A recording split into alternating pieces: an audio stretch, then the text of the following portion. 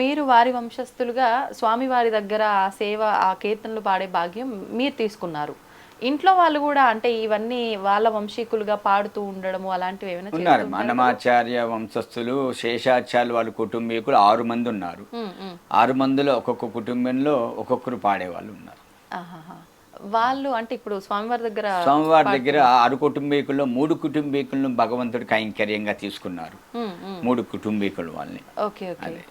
ఇప్పుడు అంటే మీరు 12వ తరం అన్నారు. అలా ప్రస్తుతం ఇప్పుడు ఈ 2025 వరకు ఎన్ని తరాల వారు ఉన్నారో మీకేమైనా అంచనా? 13వ తరం వాళ్ళు ఉన్నారు, 14వ తరం వాళ్ళు కూడా ఉన్నారు. అలా ఎన్ని తరాల వరకు? అంతే, అంతే 14 వరకే 14 తరాల ఉన్నారు. వరకు ప్రస్తుతం ఉన్నారు. 14వ తరం. ఓకే. మీలో ఒకరికొకరికి సంబంధాలు ఉంటూ ఉంటాయి. అందరూ అందరూ ఉన్నారు. టచ్ మేము లో ఉంటారు. ఒకసారి చిన్న మా 6 మంది కుటుంబీకుల్లో చిన్న ఫంక్షన్ అయినా 100 మంది దాటేస్తాం. ఆహాహాహా. ఆ, ఓకే, ఓకే. మరి ఎందుకని విశేషంగా ఈ 6 కుటుంబీకులు ఉంటే 3 కుటుంబీకులనే ఎంచుకోవటం, వాళ్ళ ముగ్గురే అంటే భాగస్వామ్యం అవ్వటం? అక్కడ కైంకర్యము 3 కైంకర్యాలే కదమ్మా. అవును, అవును. అందుకనేసి వేరే కైంకర్యాలు లేవు కదా భగవంతుడి దగ్గర. మా స్థానము ఏకాంతసేవ, సుప్రభాతము, కళ్యాణోత్సవం. ఉమ్, అందుకని మేము ముగ్గురు అడ్జస్ట్ చేసుకుంటున్నాం.